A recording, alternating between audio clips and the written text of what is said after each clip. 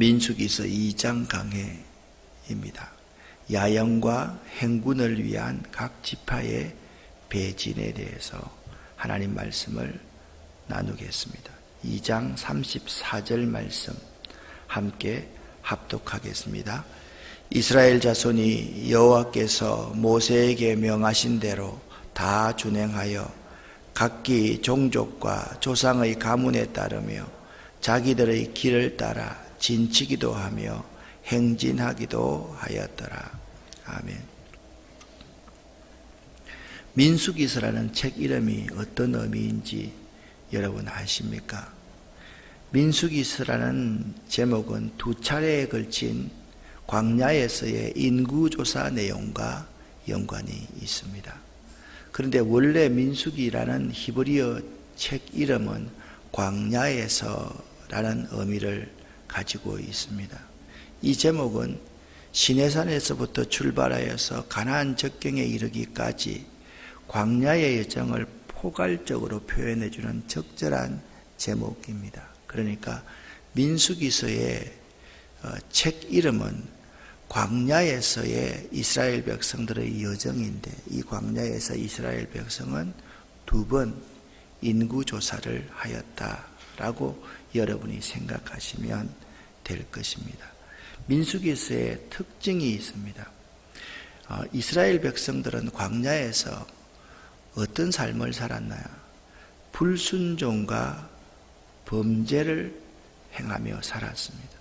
그러니까 광야에서 이스라엘 백성들의 모습을 보면 하나님 말씀에 순종하기보다는 불순종했고, 하나님 말씀대로 살아야 됨에도 불구하고 자기 의지대로 살았습니다. 그럼에도 불구하고 하나님은 구름 기둥과 불 기둥으로 그들을 인도하셨습니다. 그들을 사랑하시고 그들에게 한없는 용서를 부어주셨습니다. 이것이 광야에서라는 민수기서의 내용입니다. 자, 민수기는요, 모세오경 가운데 한 권 아닙니까? 모세오경은 창세기, 출애굽기, 레위기, 민수기, 신명기입니다. 민수기서 10장 10절, 그러니까 민수기서 10장 10절에서 딱 끊으면 시내산까지의 내용이 민수기서 10장 10절까지 내용이고, 10장 11절부터 이제 광야 생활을 시작합니다. 자, 모세오경을 전체적인 개요로 보면 창세기 1장부터 50장까지는 애굽으로 내려가는 이스라엘. 자, 요셉 때에 야곱이 어디로 내려갔습니까? 애굽으로 내려갔습니다. 그때 이스라엘 백성들의 수가 70명이 내려갔습니다. 민수기서 1장에 자, 지난 토요일을 읽었는데 그 70명의 이스라엘이 20세 이상이 60만 명이 넘게 되었습니다. 그러니까 하나님의 약속이 그대로 이루어진 거죠. 하나님이 뭐라고 약속하셨습니까? 아브라함과 이삭과 야곱에게 네 후손이 하늘의 별처럼 바다의 모래알처럼 번성할 것이다. 그 약속을 하나님께서 신실하게 지켜주셨습니다. 출애굽기 1장부터 19장까지는요, 애굽에서 출애굽해서 시내산까지 도착한 이스라엘에 대해서 말하고 있습니다. 이것이 2개월가량 걸렸습니다. 그리고 출애굽기 20장부터 민수기 10장 10절까지 매우 중요합니다. 여기가 시내산에서의 이스라엘의 생활을 말하고 있습니다. 자, 출애굽기 20장부터 민수기 10장 10절까지가 시내산에서 생활했던 이스라엘의 생활을 말하고 있습니다. 민수기 10장 11절부터 민수기 21장까지가 광야에서의 이스라엘을 말하고 있습니다. 민수기 22장부터 신명기 34장까지는 모압 평지에서의 이스라엘을 기록하고 있습니다. 자, 민수기에 대해서 4번을 여러분과 함께 읽어보겠습니다. 민수기는 이스라엘 백성이 시내산을 떠나 가데스로 행진하는 것과 그들이 가데스에서 하나님을 불신하고 실패하는 내용들이 기록되어 있다.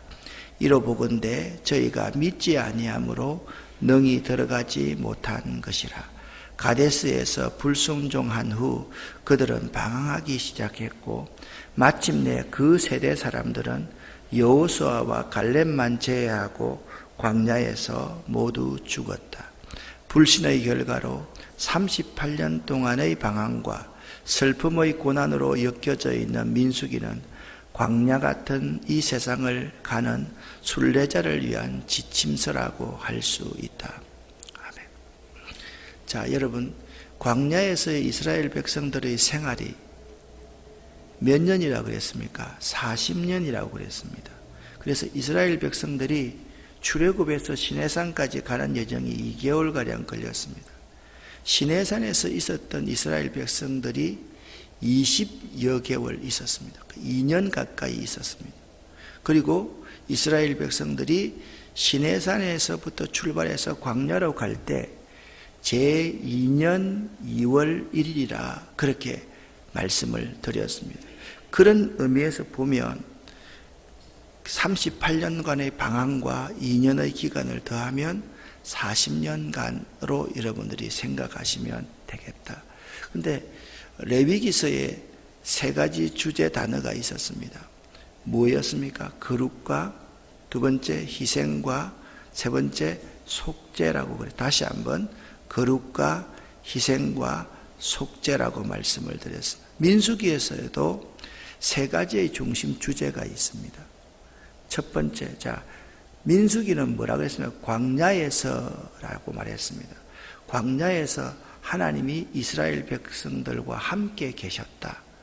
광야에서도 하나님이 그들에게 임재하셨다. 그게 첫 번째 내용이에요. 하나님의 임재입니다. 자, 이스라엘 백성들이 선민, 제사장의 나라가 될 자격이 있었습니까? 자격이 없었습니까? 자격이 없었습니다. 그럼에도 불구하고 하나님은 이스라엘 백성에게 특권을 주십니다. 특권을 받은 사람은 반드시 뭐가 따릅니까? 책임이 따릅니다. 의무가 따릅니다. 그래서 우리가 세상에 있는 사람들 가운데 지도자들은 뭘 받은 사람이에요? 특권을 가진 사람이에요. 그런 사람들이 죄를 지으면 사실 서민들이 죄를 짓는 것보다 훨씬 더 중한 죄를 받아야 됩니다. 왜냐하면 그들은 특권을 누리기 때문에 책임과 의무를 더 잘 해야만 하기 때문에 그렇습니다. 두 번째는 하나님께 대한 백성들의 책임입니다. 세 번째는요, 끊임없이 용서하시는 하나님의 민수기서의 주제입니다. 그러니까 이 세 가지 주제를 연결시켜 보면 이스라엘 백성들이 광야 생활을 하는 동안 하나님은 항상 그들과 함께 하시고 그들 가운데 임재하셨습니다. 이스라엘 백성들은 광야 생활을 하는 동안에 하나님에 대한 책임을, 의무를 다해야만 했습니다. 그런데 이스라엘 백성들은 책임과 의무를 다하지 않고 광야 생활에서 하나님 앞에 불순종하고 범죄하고 그런 삶을 살았습니다. 그럼에도 불구하고 하나님은 이스라엘 백성들을 사랑하시고 용서하셨습니다. 그리고 불기둥과 구름기둥으로 그들을 인도하셨습니다. 이 스토리가 민수기서의 내용이다 라고 여러분 보시면 돼요. 그러니까 민수기서라는 책 이름이 광야에서라고 하니까 이스라엘 백성들은 네 가지의 광야를 통과합니다. 첫 번째 시내 광야, 두 번째 바란 광야, 세 번째 가데스 바네아, 네 번째 모압 평지. 다시 한번 따라합니다. 시내 광야, 바란 광야, 가데스 바네아, 모압 평지. 요 네 광야의 이름을 여러분 잊어버려서는 안 됩니다. 그 민수기서를 내용으로 분해할 때 1장부터 10장까지가 시내 광야에서 10장 11절부터 12장 16절까지가 바란 광야에서 13장부터 14장까지가 가데스 바네아에서, 이 가데스 바네아는 잃어버리면 안 됩니다. 여기서 12명의 정탐꾼을 파송합니다. 그죠? 그 12명의 정탐꾼을 파송하는 그 행위 이후에 이스라엘은 하나님 앞에 불순종하고 하나님을 배역합니다. 그래서 그때부터 그들이 38년 동안 광야를 헤매야 했습니다. 그리고 하나님이 그들이 38년 동안 헤매다가 모압 땅으로 가서 모압 평지에서 모세는 어디서 죽습니까? 느보산에서 죽습니다. 젖과 꿀이 흐르는 가나안 땅을 바라보면 잠시 후에 지도를 가지고 설명을 하겠습니다.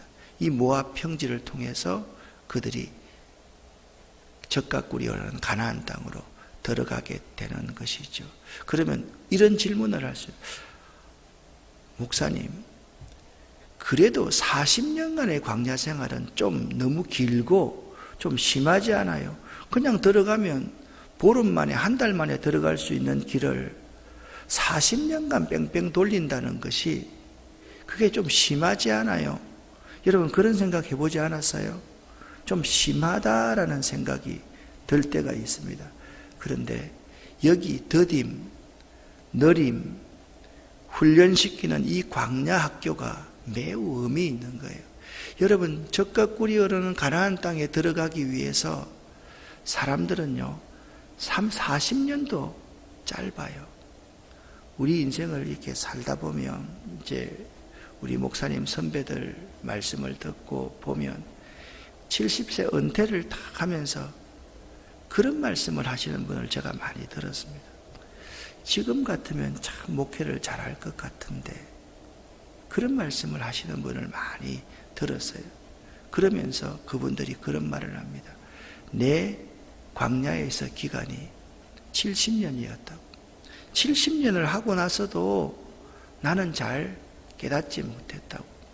사실 그렇습니다. 우리가 생각할 때 이 38년, 40년의 이 기간이 엄청 긴 것 같은데, 젖과 꿀이 흐르는 가나안 땅에 들어가기 위해서 그 정도 훈련받지 않고는 그 땅을 차지할 수 있는 인간이, 사람이 우리 가운데 한 사람도 없다는 거예요.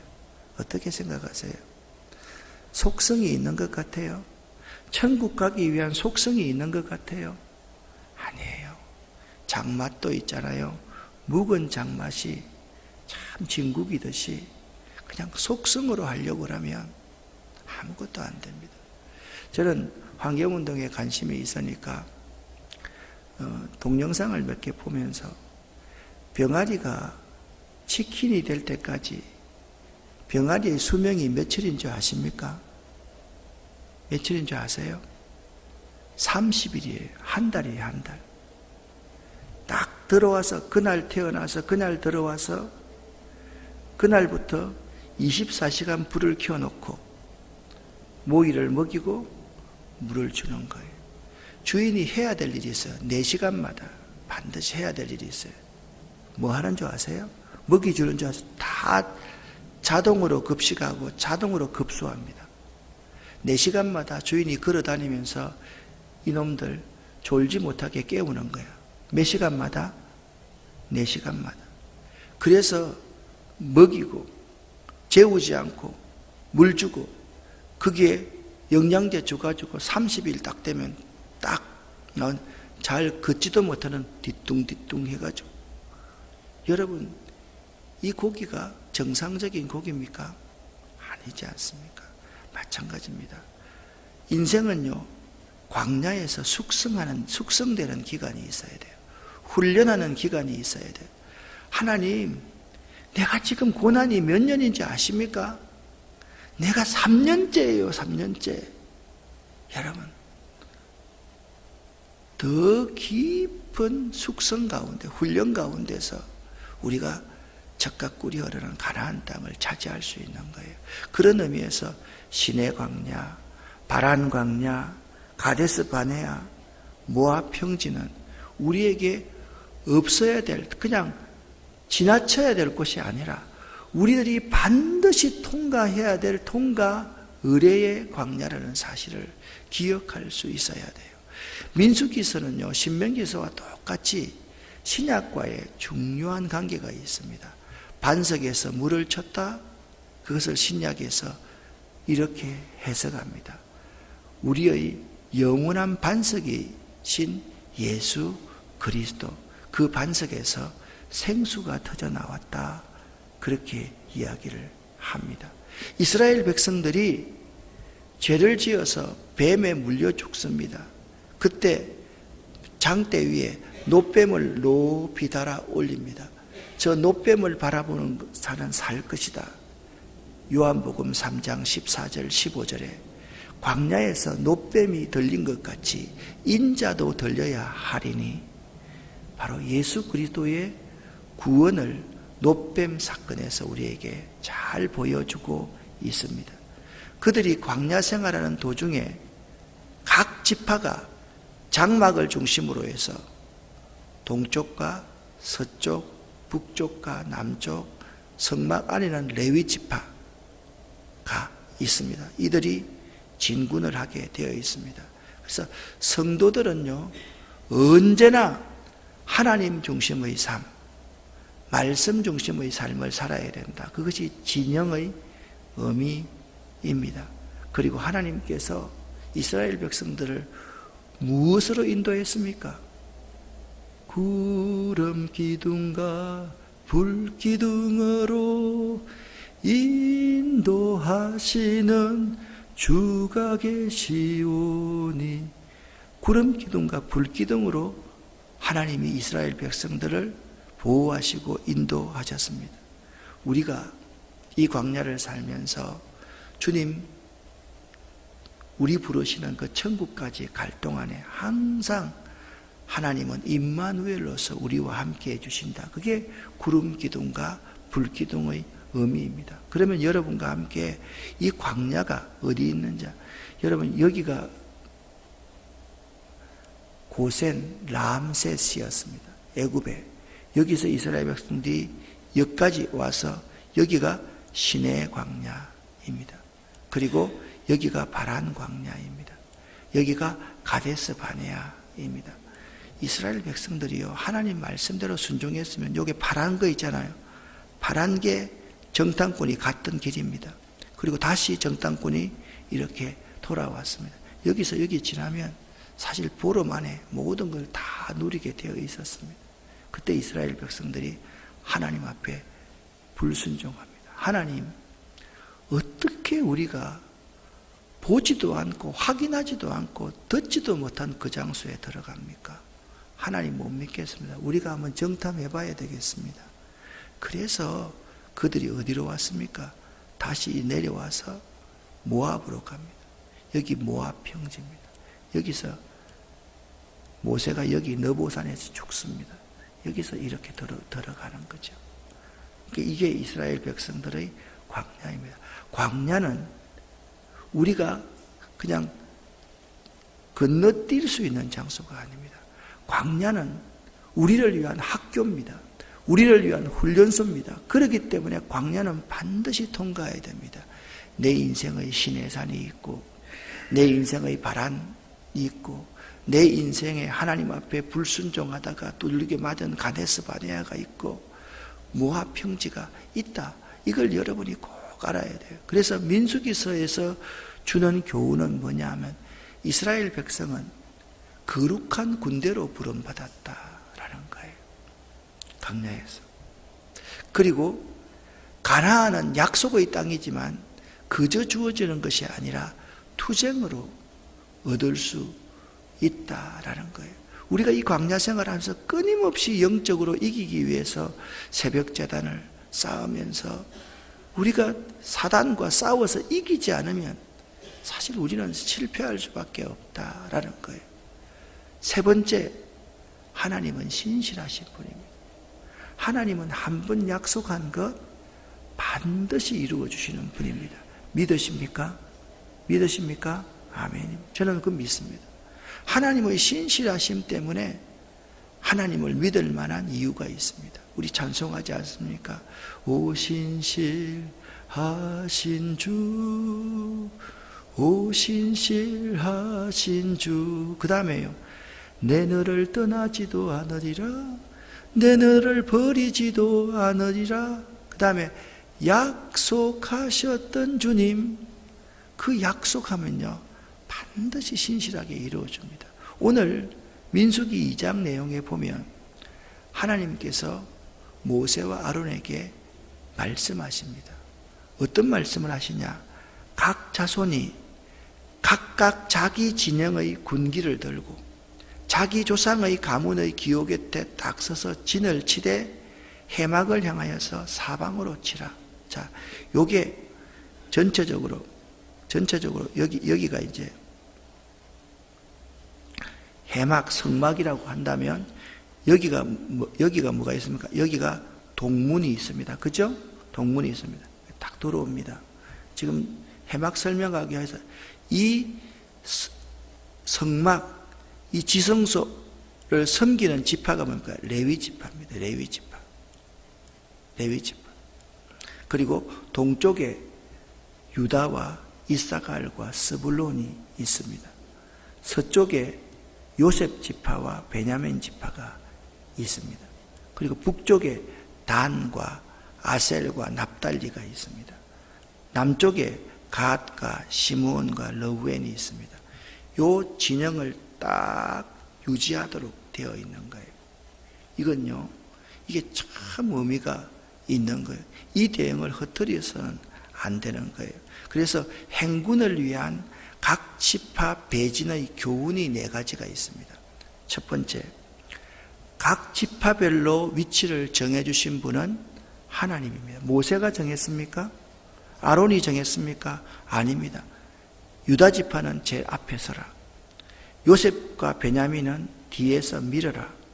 하나님이 정해주신 거예요. 그러니까 배진은 하나님의 명령입니다. 그러니까 여러분과 제가 이 아름다운 교회라는 교회에 이렇게 와서 새벽 제단을 쌓으면서 하나님을 섬기고 있는데 이 자리는 하나님의 명령이라는 거예요. 그게 중요한 거예요. 자, 우리 여기서 우리 이제 4번째 할 때 이야기를 할게요. 2번째는 하나님의 백성은요, 하나님 앞에서 질서 있는 백성이 되어야만 합니다. 규모 있게 진을 쳐야 됩니다. 예수님께서 벳세다 강야에서 5,000명을 먹이실 때 그냥 나와가지고 사람들이 그냥 서로 뺏어가다 그렇게 먹었습니까? 아닙니다. 무리를 다 나누어가지고 규모 있고 질서 있게 떡을 다 나누어 주었습니다. 하나님의 백성은 질서가 있어야 됩니다. 그래서 여러분, 고린도전서 12장부터 14장까지 각가지 은사가 나오잖아요. 그렇죠? 그 은사의 결론은 뭡니까? 모든 은사를 규모 있게 질서 있게 하라. 교회의 질서대로 하라. 이 교회는, 공동체는 항상 공동체가 살아가기 위해서는 뭐예요? 질서가 있어야만 됩니다. 3번째, 하나님의 백성은 하나님 중심, 말씀 중심으로 살아야만 합니다. 34절 말씀 파란색 부분을 같이 읽어보겠습니다. 이스라엘 자손이 여호와께서 모세에게 명령하신 대로 다 준행하여 각기 종족과 조상의 가문에 따르며 자기들의 길을 따라 진치기도 하며 행진하기도 하였더라. 아멘. 모든 것이 다 하나님의 명령대로 준행되었다라고 오늘 민수기 2장 34절에서 증언하고 있습니다. 이스라엘 자손이 여호와께서 명령하신 대로 다 준행하였다. 그래서 여러분, 하나님의 백성은 항상 하나님 중심, 뭐요? 말씀 중심의 삶을 살아야 된다. 마지막 4번째입니다. 하나님의 백성은 하나님이 주신 그 정해주신 자리를 잘 지켜야 합니다. 어느 분이 저한테 이런 말을 했어요. 목사님, 저는 직분자 자격이 없어요. 제가 뭣도 못하고 못해요. 그래서 제가 그때 그런 말을 한 적이 있습니다. 집사님, 직분을 받는다는 것이 어떤 건지 아세요? 일한다고 생각하지 마세요. 직분은 일을 하는 것이 아니라 하나님이 정해주신 그 자리를 지키는 것이 직분입니다. 각자의 자리가 있습니다. 목사는 목사로서의 자리가 있고, 장로는 장로로서의 자리가 있고, 권사는 권사로서의 자리가 있고, 안수집사는 안수집사의 자리가 다 있습니다. 그 자리를 누가 정해 주었습니까? 내가 하고 싶어서 했습니까? 내가 자격이 있어서 했습니까? 누가 정해 주셨습니까? 하나님이 정해 주신 자리입니다. 참 우리 가운데 교만한 사람들이 많이 있습니다. 사람들이 있잖아요. 자리를 높여주면 그 자리는 거절할 줄 알아야 됩니다. 사람들이 높여주면 그 자리는 어떻게 해요? 거절할 줄 알아요. 그런데 사람들은 사람들이 높여주면 이렇게 합니다. 하나님이 높여주려고 하면 못합니다. 그렇게 말을 합니다. 여러분, 이게 정말 잘, 사람들이 세워주려면 어떻게 해요? 하나님이 세워주려 그러면 땡큐. 그리고 겸손하게 받아야 됩니다. 우리가 할 수 있는 것은 하나님이 정해주신 이 자리를 지키는 거다. 그래서 제가 그분께 말했습니다. 권사가 어떤 일을 하시는 자리인지 아세요? 하나님이 세우신 그 자리 지키는 자가 권사예요. 권사가 담임 목사가 있으면 담임 목사 곁에 자리 잘 지키고 있는 자가 권사입니다. 지금 정말 직분을 잘 수행하고 있습니다. 여러분, 우리가 이 배진을 잘 생각하세요. 12지파의 배진, 그것이 중요한 것이 아닙니다. 그것은 하나님의 명령이었습니다. 하나님의 백성들은 질서 있는 백성들이 되어야만 합니다. 우리는 항상 하나님 중심, 말씀 중심의 삶을 살아야 돼요. 하나님이 정해주신 그 자리는 우리가 마음대로 떠나거나 바꿀 수가 없어요. 제가 이 한마디만 하고 제가 설교를 마칠게요. 제 마음속에 제가 날마다 갈등하는 겁니다. 제가 담임 목사를 하고 나서 22년 동안 한 번도 직분자를 세울 때 같이 모아서 회비라도 얼마도 내자 한 번도 해본 적이 없습니다. 그런데 이게 모순이 있어요. 사람들을 이렇게 세우니까요, 직분을 쉽게 생각해요. 직분 받고 나면 3분의 1 정도가 떠나요. 직분을 받고 나면. 그래서 제가 마음속으로 갈등을 많이 하고 있습니다. 이거 쉽네? 돈 10원도 안 내도 되네? 정말 된 사람은 있잖아요. 그 정신을 바로 생각해야 되는데, 지금 우리 교회에서 지금 여기 와서 3년 동안 직분 세운 사람들을 한번 가만히 한번 보세요. 너무너무 쉽게 생각한다. 그래서 어느 목사님이 저한테 충고하더라고요. 직분자가 어느 정도까지는 부담할 건 부담시켜야지. 목사님은 그렇지만 그걸 제가 옳다고 인정을 하면서도 아직까지 시행은 하지 못해요. 아마 시행 못할 것 같아요, 저는. 그런데 정말 우리가 생각해야 될 것은 하나님이 정해주신 이 자리를 내가 잘 지키는 그것이 하나님의 군사로서의 내가 진영을 배정받은 나의 중요한 의무이다. 이것만은 잊지 않았으면 참 좋겠다. 자, 4가지를 다시 한번 기억. 하나님의 명령이다. 질서가 있어야 된다. 하나님 중심, 말씀 중심으로 살아야 된다. 내가 있어야 될 것은 하나님이 정해주신 그 자리에 있는 것이다. 꼭 기억할 수 있기를 예수 이름으로 간절히 축원합니다. 기도하겠습니다. 살아계신 아버지 하나님, 우리에게 위치와 자리를 정해주셔서 참 감사합니다. 질서 있는 성도, 하나님 중심, 말씀 중심으로 살아가는 성도, 하나님이 정해주신 그 자리를 잘 지키는 저희들 될 수 있도록 도와주시옵소서. 오늘도 예수의 보혈을 저희들과 저희들 허리에서 난 자녀 손들에게 덮어주시고, 우리의 직장, 우리의 일터, 우리의 사업에 예수의 보혈을 덮어 주시옵소서. 예수 그리스도 이름으로 축복하옵고 기도드립니다. 아멘.